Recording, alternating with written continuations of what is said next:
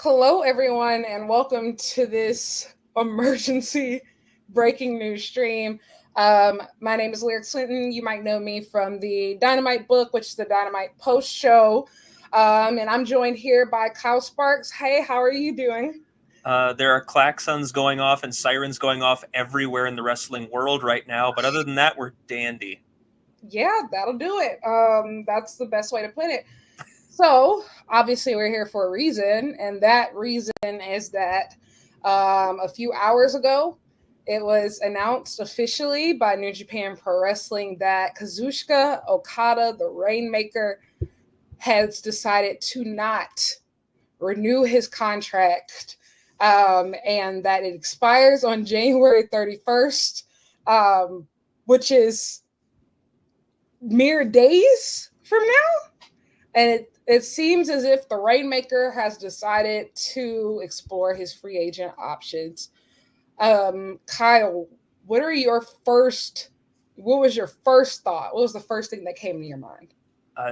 This is absolutely seismic news.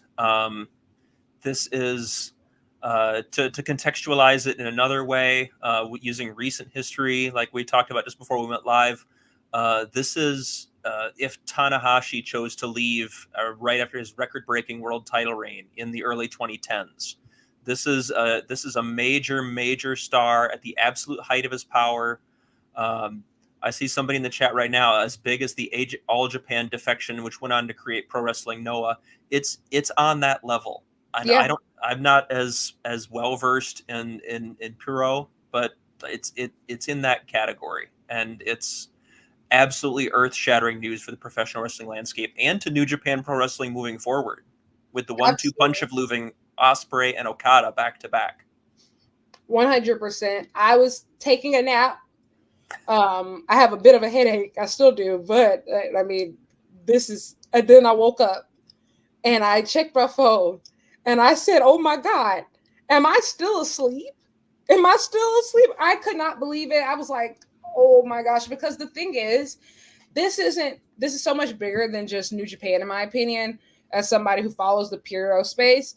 This is on the level of like somebody said, like the AJPW defection, but this changes the landscape of Japanese wrestling as a whole. Okada is the face of not just New Japan Pro Wrestling; he's the face of Japanese wrestling as a whole. And so that is a huge gap that needs to be filled. And for those of you who have been following New Japan over the past year, it's very clear that they haven't been preparing for this. I think that this is something that they were not, they clearly weren't, they couldn't have known was happening, or they couldn't have anticipated, because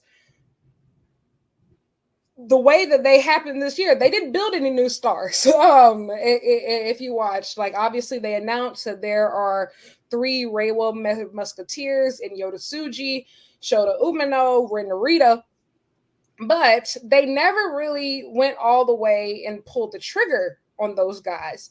So, yeah, um, that's what makes this even more baffling to me. And when the news dropped like weeks and weeks ago, that he was considering not re-signing, that was exactly what I said. I said, well, if New Japan knows his contract is coming up, why didn't they at least build new stars? And now the worst case scenario is happening. Yeah. The I will say the New Japan Cup this year ought to be really interesting.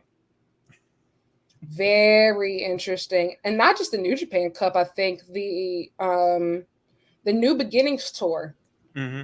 because it typically helps set the priorities a lot for what's happening, Sure. what's happening for the rest of the year. And so I'm interested to see where that goes. Um, yeah, when I say I'm just still so like caught off guard, it's hard to imagine, especially like for me. I was just in Japan mere weeks ago at Wrestle Kingdom, and like experiencing the Rainmaker in the Dome is a different type of feeling. And to imagine him just not being there is absolutely insane. It feels almost wrong. Of just like, I feel like this is the one person leaving to where I feel like, I hate to be dramatic, but I feel like it truly messes with the natural order of things. And I'm interested. Actually, no, I'm not interested to see what are the ripple effects that come with it, because Okada isn't just a settling point for the fans. He's a selling point for the wrestlers as well. Like, wrestlers go to New Japan wanting to work with Kazuchika Okada, wanting to be Okada. Like, he's just a part, just so intertwined in the culture there. Yeah. This is Yeah, massive. absolutely. And you make a good point about about the New Beginnings tour sort of setting things up. The reason that I gravitated to the New Japan Cup was because that instantly that's to me sets up. I mean, obviously, it sets up the usually the title match at Dominion, and it does to me. It feels like this year more than most that would give a peek behind the curtain as well. It's like, okay, where are we going here? Are we going to go all in with at least one of the three Musketeers? Is it going to be Tsuji? Is it going to be Shota, who maybe they'll finally give a big win to for a change? Because he's just been losing big match after big match after big match. Is it going to be Ren Narita? Now that he's thrown in with House of Torture, that seems unlikely, but you never know. We have Uemura, who's floating around as well, who just came back from excursion and is being presented in a big way. He got the win over Tsuji, so like there's options there. Get behind one of them and go. The hard thing now is that you don't have him there to be able to put these guys over. Yes, and to make them stars. And let's just be real, Okada was sitting around not doing much in New Japan wise for quite some time in 2023, outside of the never 6-man belt. There was quite a bit of time where he wasn't really doing much in favor of other things, trying to get House of Torture over, trying to get Sonata over. And that time could have been well used to actually put over some of this younger talent. Exciting. And the New Beginning tour, New Japan did mention in their release when they announced this information, his contract was up on January 31st, but that he would appear on February dates, February 11th in Osaka and the 23rd and 24th in Sapporo as part of the New Beginning tour. On the 11th in Osaka, he is advertised as part of a never 6-man defense against TMDK of Shane Haste, Mikey Nichols, and Kosei Fujita. So it seems you have to presume that TMDK is taking the titles now. Yeah, absolutely. And to this point, I don't see that he has been announced on either of the matches for Sapporo yet, on any of the cards. But New Japan has said he will appear on those cards.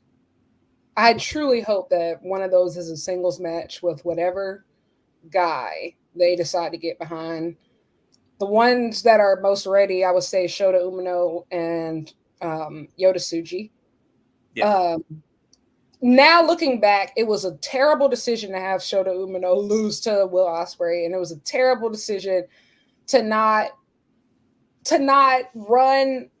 I think having Okada in the block that he was in G1, like putting him with one younger talent, I think would have been so helpful.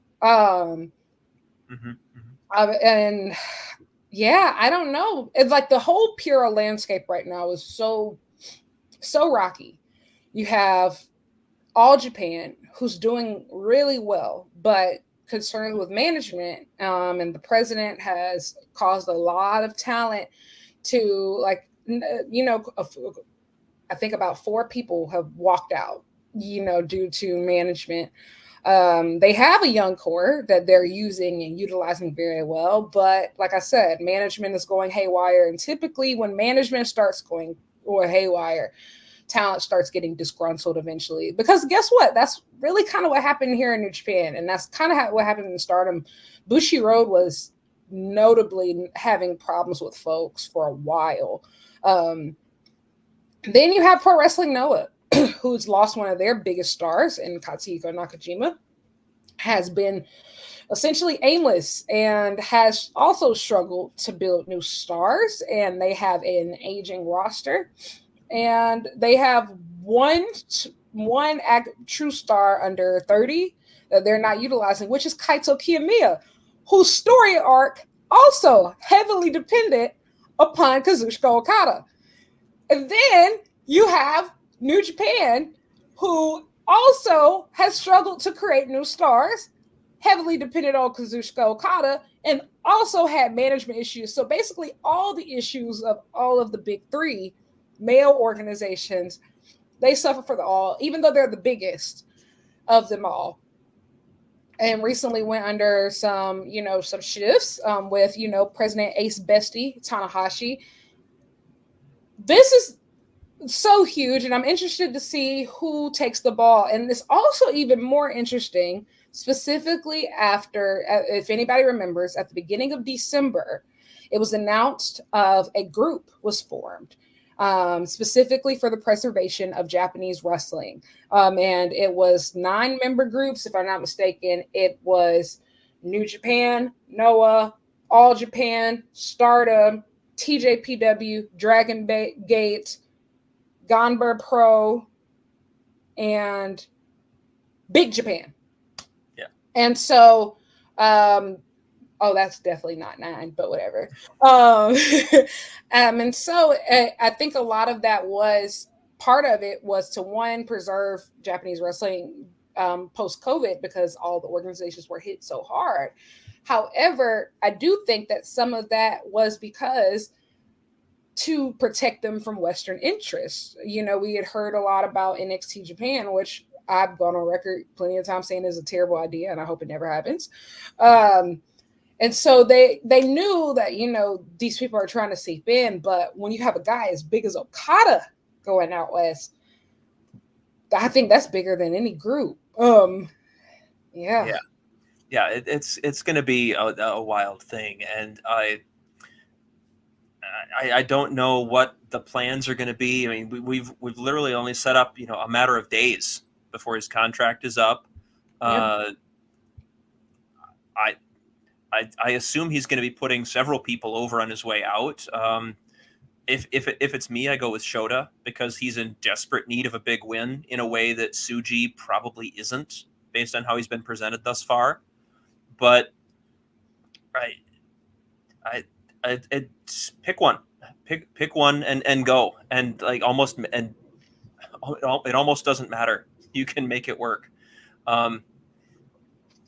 It's just such a wild, and thank you so much for contextualizing that and having that history to bring to the fore. But yeah, I'm struggling to put words to it. Yeah, it's one of those things. And gonna read the statement here. He said, "I have nothing but gratitude for having been part of the New Japan Pro Wrestling since 2007, and for NJPW bringing me from a 19-year-old kid off the plane in Mexico to the rainmaker I am today. Thank you to the best of companies in New Japan Pro Wrestling, to the best of opponents that I've been able to face here, and to the best of fans that have cheered and booed over the years. I promise to make it rain in every match I have left, so keep watching." The thing is, if you know about how Okada came back in post excursion, he was given basically the most monster push of monster pushes, defeating Tanahashi, becoming IWGP heavyweight champion almost immediately after his return from excursion. And he has essentially been the star ever since. Yeah. And I think it's funny when you think about somebody like Tetsuya Naito, who said, what does it matter, because all of this belongs to Okada anyway. He said that years and years and years ago. And it's so interesting now, Naito is the champion as Okada exits. And Naito has always been wary of the West. Always been very wary of the West. Well, and Naito, for instance, and this is something that I also thought about as well, as far as the main event scene in New Japan, where Naito is 41, and His body has a lot of miles. yeah, tell me about it. That is very, very true. So obviously you don't think he's going to be super long term. You do have Sonata, who seemed to have a breakthrough at Wrestle Kingdom with the crowds finally, with the Tokyo Dome crowd. At least that was the impression that I got in the story that commentary is trying to tell. I don't know. You were there, so you might be able to tell me a different story. Don't get me wrong. I think Sonata earned a lot of the respect of the Japanese fans when he saved Naito after the House of Torture attack. However, he's not the one. Like, he's not the one to carry them into like the next chapter. Like I said, it's really going to depend on the smaller generation. I mean, the younger generation. And I think also, like, there's some great foreigners there as well, not named David Finlay. But this is a time, I think, that New Japan's priorities going forward should be, you need to build your next domestic ace, and you need to build your next foreign one too. Because Zack Sabre Jr. Absolutely. And I think that Zack Sabre Jr. has bought in for so long to the system. You know, he's lived in Japan. There's no reason why he shouldn't be the guy. Like, he's one of those guys who is, you know, he's turned down contracts from other promotions.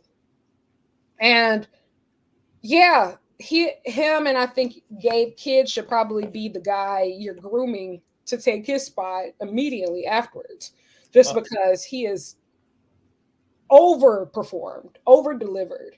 Well, and that's another one that I believe Fightful was reporting that Gabe Kidd was working without a contract, and they're still trying to get Gabe Kidd re-signed. Oh God. I don't believe I've seen anything come across the wires that Kidd has signed back with them. He may have, and it just may not have been reported.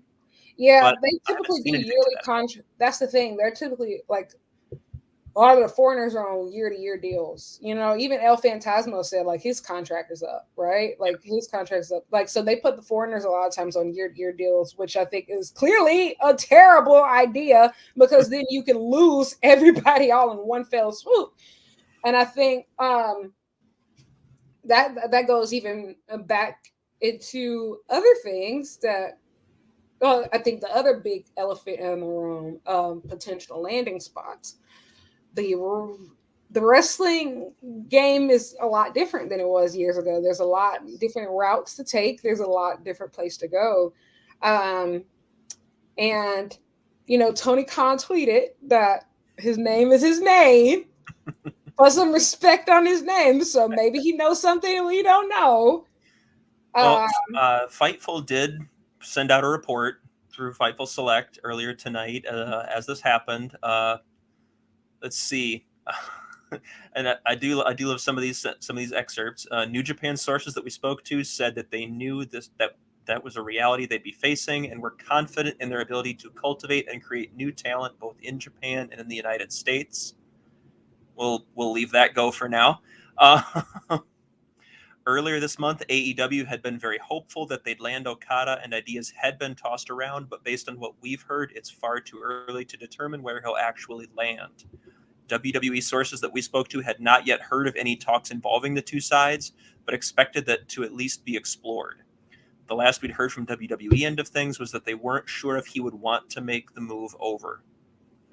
And of course, there is the possibility of TNA, since it appears he has kind of mended fences with TNA over the last couple of weeks. He did appear. He did announce that he would be back, and he'd be appearing next week. They just tweeted something to that effect today as well. So they did it. Fightful did add, for those asking, Okada would not be able to work the Royal Rumble unless he gained permission from New Japan Pro Wrestling. So if you're waiting to hear the coin drop at Tropicana Field in Tampa, I'm going to go out on a limb here and say that I've famously said before that I'd rather eat a jean jacket than watch Okada go to WWE, and I meant that. Um, Here's the thing: I never wanted us to be in this situation, but at the end of the day, I don't. And I know some people are going to be like, "Oh yeah, well AEW is talent poaching." I don't think either company was expecting him to leave.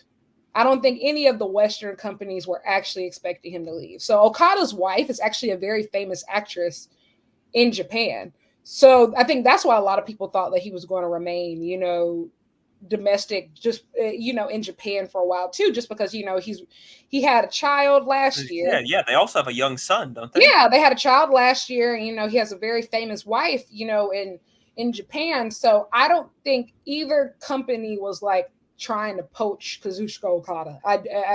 I genuinely don't. But both companies would be idiots that if the Rainmaker wants to come to the States, you're stupid if you don't move heaven and earth to try to get him. And I 100%. think that, there were rumors that when Okada came for that tag match versus with Brand, who did he team with? Tag match with Orange Cassidy. Yeah, it's Orange Cassidy versus Brian and Claudio, that he was testing out to see how he liked AEW. And I think he did. And I think with he has tons of colleagues there now.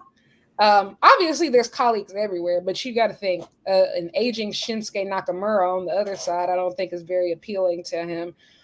You still have Ospreay in his prime. You have Kenny Omega. The matchups are endless, and then the door would be open. Jay White is still there. Jay White is still there. Imagine Hangman Page. Mm-hmm. Like that, they had that one match 1-on-1 at the G1 in 2018 or something like that. Mm-hmm. And oh my gosh, like 6-7 years later, how far both men have grown. Even think about, I'm not gonna lie, like I've never even allowed myself to entertain like the dream booking, because I never thought that this would happen. But think about it. There's actually, you can do, somebody said Okada Danielson 3. You can technically book the Okada Shibata rematch from 2017. Yeah. You can technically book it. Give me Okada and Claudio. Oh, that's amazing. Okada versus John Moxley is still a match that hasn't run yet. Well, yeah, because Moxley's going to go through as many guys as he can to not have to face Yano again. Absolutely.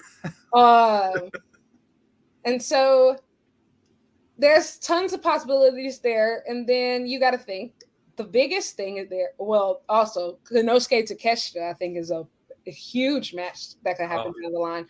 But the biggest thing is there is a working relationship with New Japan.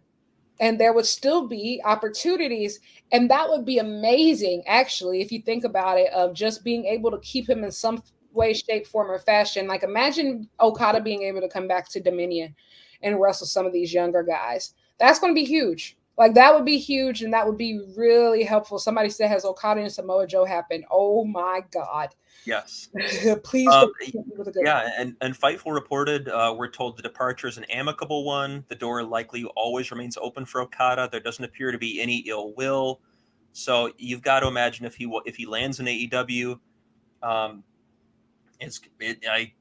saw somebody in the chat say it might be a similar situation to Ospreay's deal. Absolutely. Where he can go back a couple times a year and work a Dominion, work a Wrestle Kingdom, something like that. And also the thing is, what the AEW option provides a certain level of flexibility, because think about like somebody like Pac, who's still living in the UK. What if, AEW sets him up with a deal where like, hey, you can still live in Japan, if you're willing to make that flight every week, or, much like Ospreay is planning to do. We'll see for now. So if he's not making that full move, he'll probably be more available to do New Japan dates than just about anybody. It's insane. I'm interested. I would love to hear Tanahashi's thoughts. Yeah. Because not only is he the president, right now they're holding a championship together. Yeah. They're holding the never 6-man open weight belts together. And right now, think about the title landscape at New Japan. You have 41-year-old Naito holding the IWGP heavyweight belt. You have David Finlay holding the global heavyweight belt. You have Tama Tonga holding the never openweight belt and is about to leave. Yep. 46-year-old Tanahashi is holding the New Japan World Television Championship, which I'm not that mad about because I love it. But you have who's holding the tag belts?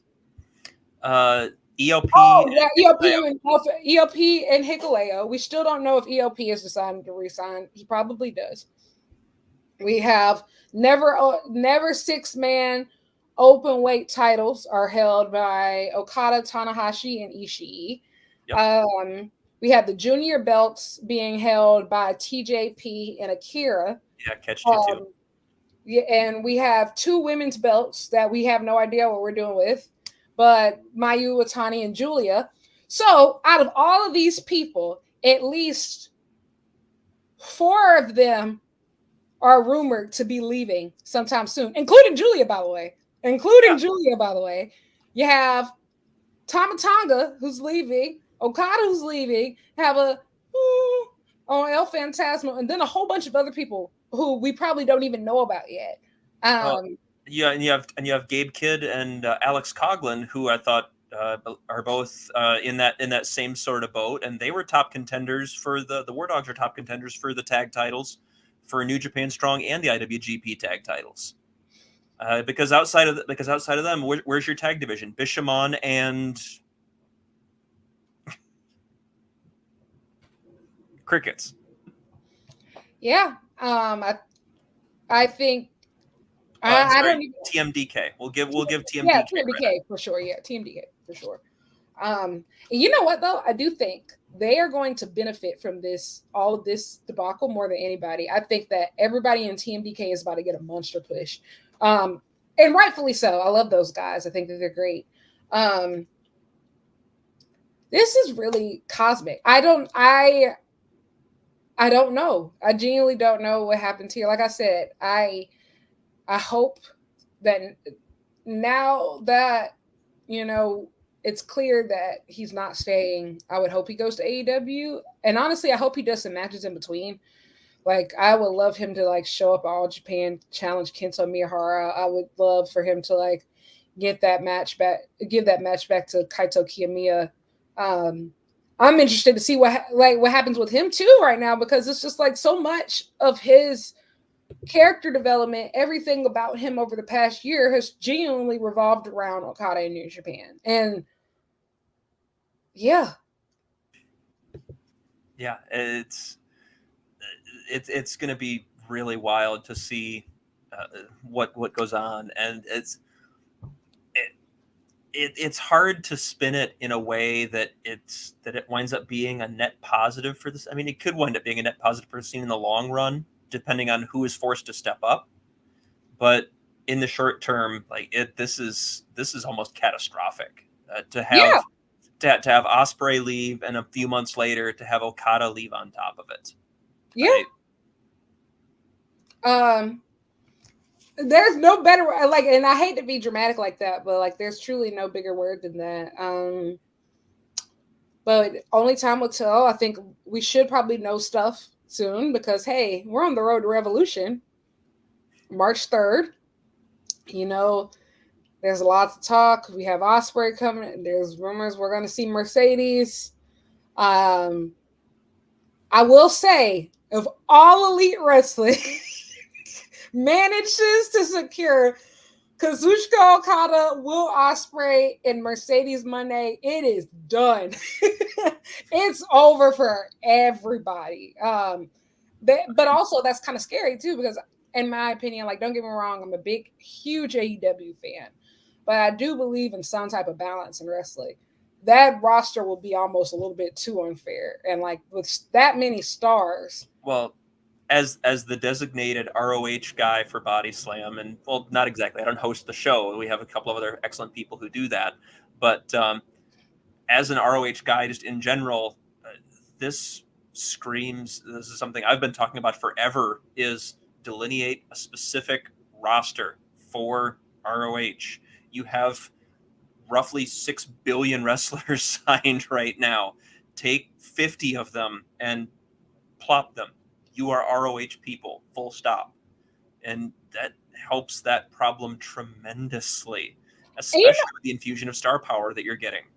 you know what? And I think I'm almost positive that AEW has probably thought of that. I think it's just that knowing stars, wrestlers have egos, and until there's like a real TV deal, I don't think a lot of people would be okay with, oh, I'm just going to stay on Ring of Honor and live there. I think that until that TV deal comes along, and I think that's going to be huge. However, with that many stars, I would hope that a TV deal, it would be easier to like procure. But everything is in contract season, TV contract season with Warner Brothers Discovery. So it's so many different layers and everything. So it's going to be interesting, but I completely agree that there should be a designated Ring of Honor roster. I just don't think it's going to happen until that TV deal happens. But, this year we're going to find out about, all types of TV contract negotiations and stuff. So, well, I look forward to everybody on social media instantly becoming an expert on it, because that's how we do. I look forward to everybody on social media, magically becoming big Okada fans and knowing everything about him and just, yeah. As the news broke, I think I tweeted something to the effect of, I'm sure wrestling fans everyone will be completely normal about this. Totally normal about this, yeah. But no, I'm also going to be a little bit gun shy with any possible TV deal for ROH because I feel like that was what was sold to me as the justification for Chris Jericho being the ROH World Champion last year was, oh, it's going to be for a TV deal. Well, from the reports, what said that like that was the goal. Yes. Warner Brothers Discovery just said no. Yeah, it just didn't work. So Tony, because of AEW's TV negotiations, didn't want to, essentially, he didn't want to shop other places to try like preserve that relationship. But with this year, who knows? I think it could be completely different. We didn't know though. Interesting addendum in the chat here from somebody watching on Twitch. Do you think there's a chance Okada signs with a different Japanese promotion? No.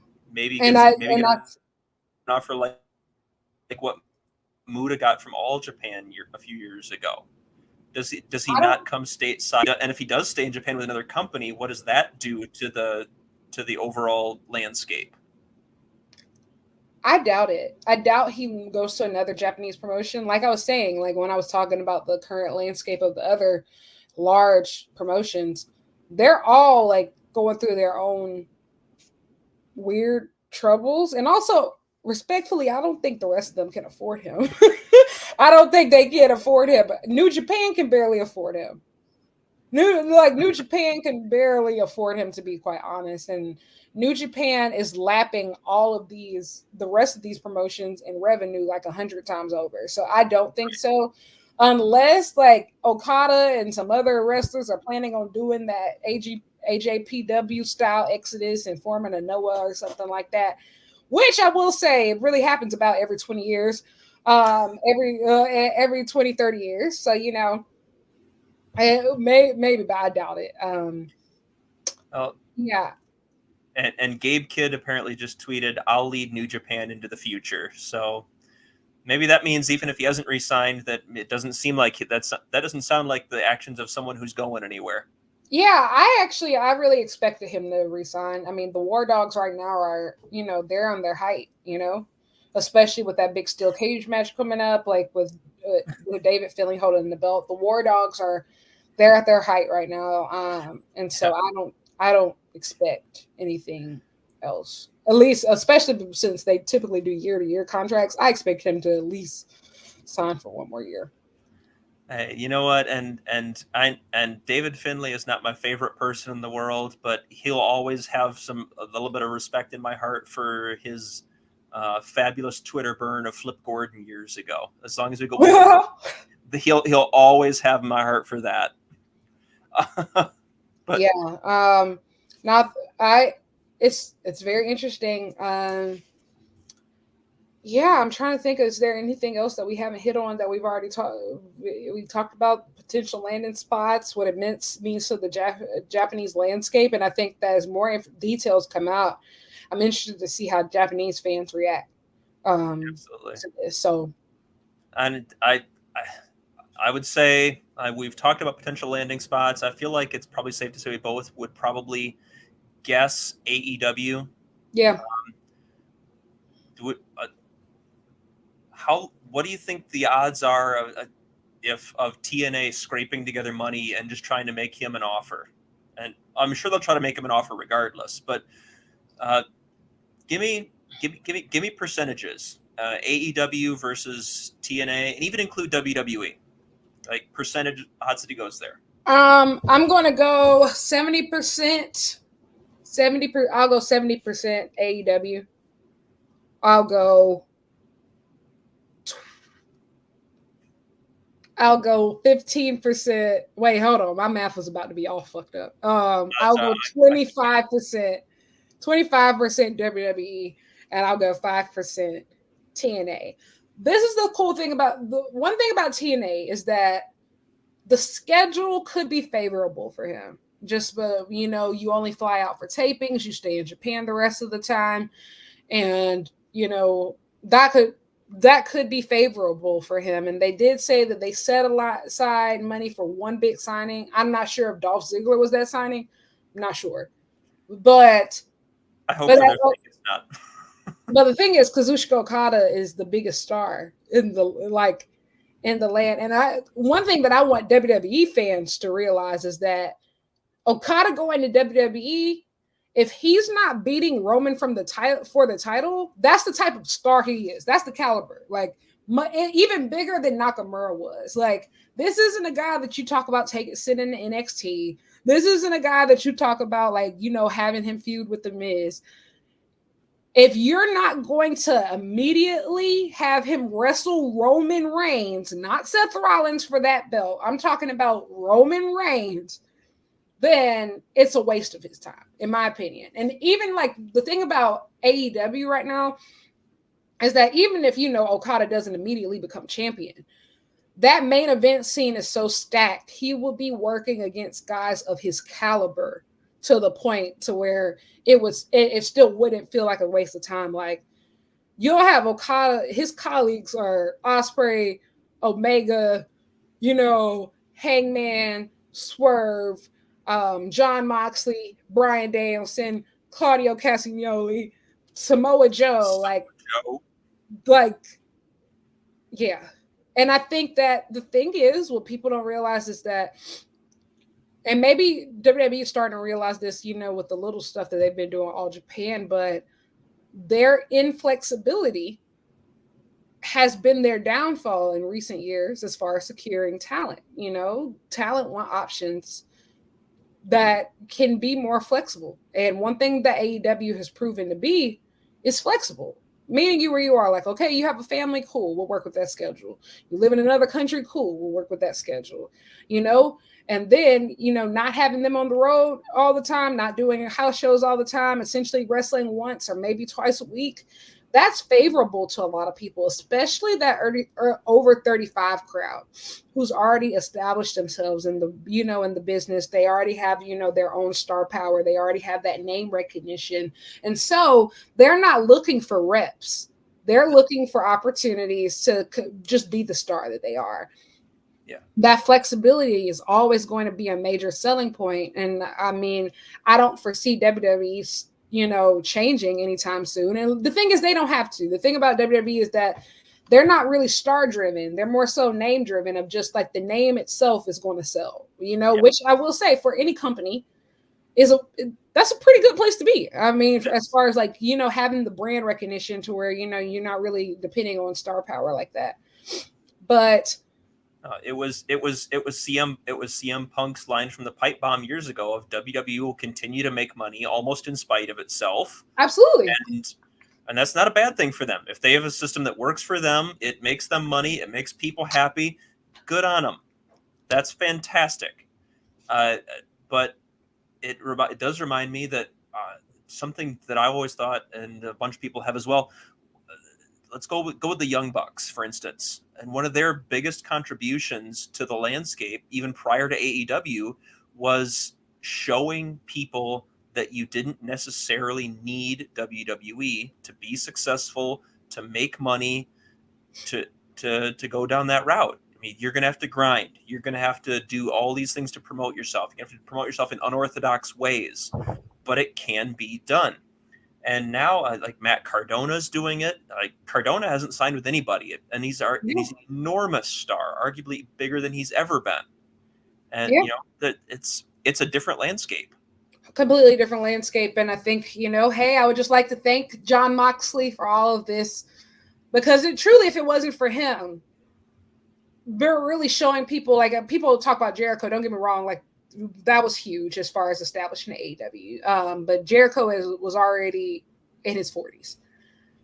Jon Moxley turning down that mega contract from WWE in his 30s and his prime and saying, nah, like I'm going to go my own way.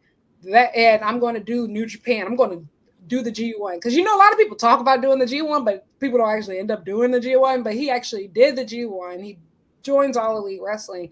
He shows people who have taken the WWE route that there's another way. And if it's not for Jon Moxley and the Elite, I think that we're in a completely different situation today than we are right now. And so I think it's going to be very interesting. Okada's not a guy who's going, at least from what I've gathered about him, he's not the type of guy who's going to go on like an indie run, guys. Like he's about as big as it gets, the biggest Japanese star in the world, bar none. Yeah, 100%. And yeah, like you say, it's going to be really interesting to see where we go from here. How soon he shows up, because if his contract is up January 31st, it's entirely possible we see him stateside for someone before then. It's entirely possible we don't see him until after New Beginning in Sapporo, and maybe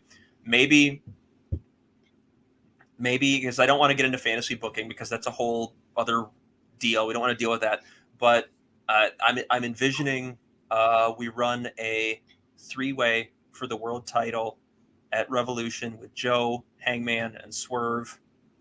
And after Joe dispatches both of them, he exhorts everyone to line up again. Coin drop. I'm not gonna lie.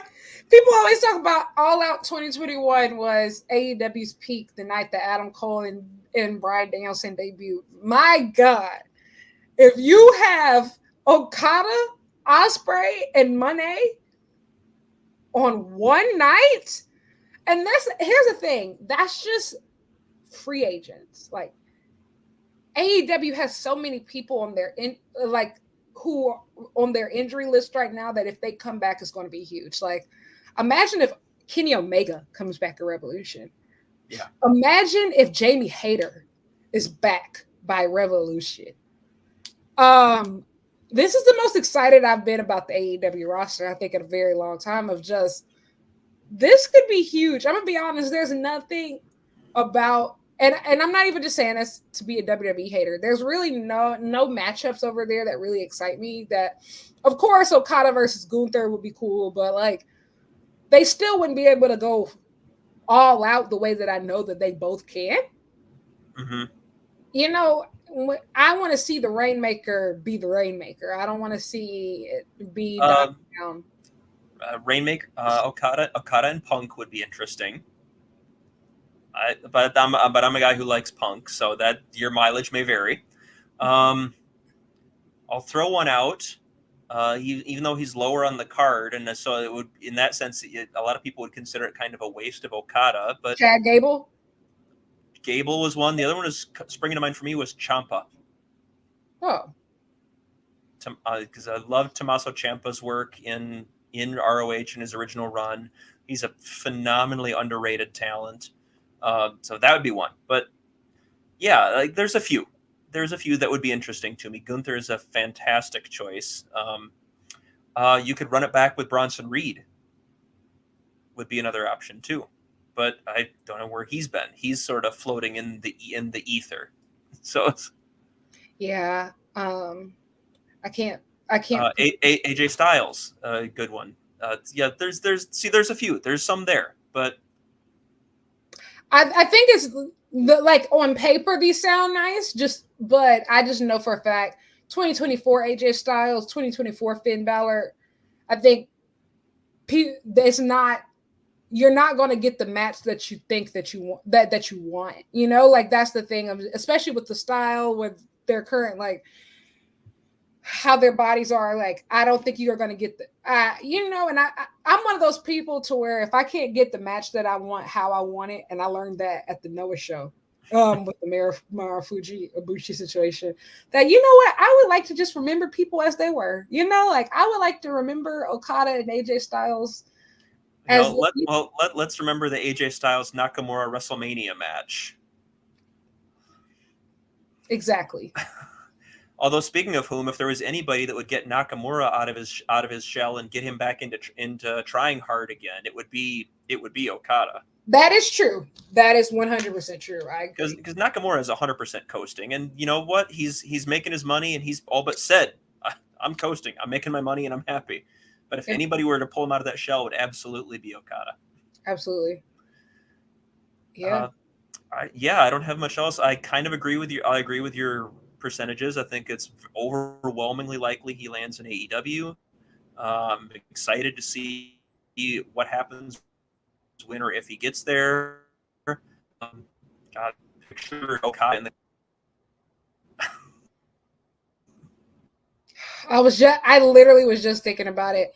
Like that Continental Classic with this year. All the things you can do with that. The Continental Classic this year could quite possibly be one of the best round robin tournament years of all time. This is, I feel like I feel like we've covered everything. Thank you everybody for tuning in. Obviously this was an emergency stream, but obviously had to talk about this because this, like I said, this is some of the biggest news in pro wrestling ever. Like ever. One hell of a way to wake up from a nap. But thank you so much for following along. You can catch me at Lyric Wrestling on Twitter and Instagram, and you can catch the Dynamite book, which is the AEW Dynamite After Show, on Wednesday nights on the Body Slam YouTube channel at 10:15 p.m. EST, directly after AEW Dynamite. Kyle, where can they find you? I am on the Twitter and on every social media at Kyle K Sparks. At Kyle Sparks, I think is like a photographer in California somewhere. I think I looked it up at one time, but so it's at Kyle K Sparks. Anything that I'm doing is going to be there. For the most part, all I'm doing is live tweeting shows here and there. I'm working on a couple of different things to get back into podcasting, but for the time being, those are all kind of in the developmental phase. We'll see where any of those go. So follow me. Anything that I do is on there. And I just want to say thank you for doing this tonight. Your knowledge and experience is invaluable in helping contextualize this to everybody watching. So thank you. You are amazing. Oh, thank you. Well, good night, everybody. Obviously, there'll probably be so much more to talk about soon, but that's all for tonight. Have a great night.